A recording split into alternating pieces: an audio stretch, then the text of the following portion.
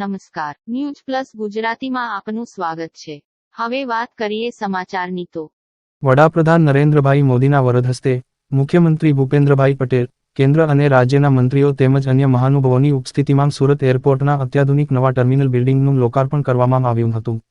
કેન્દ્ર સરકાર દ્વારા તાજેતરમાં જ સુરતના એરપોર્ટને આંતરરાષ્ટ્રીય એરપોર્ટનો દરજ્જો પ્રાપ્ત થવાના કારણે સુરતની દેશ દુનિયાના શહેરો સાથે એર કનેક્ટિવિટી વધશે। તેમજ સુરતના વ્યાપાર ઉદ્યોગમાં અનેકની વૃદ્ધિ થવાની સાથોસાથ રાજ્યના આર્થિક વિકાસને પણ ગતિ મળશે।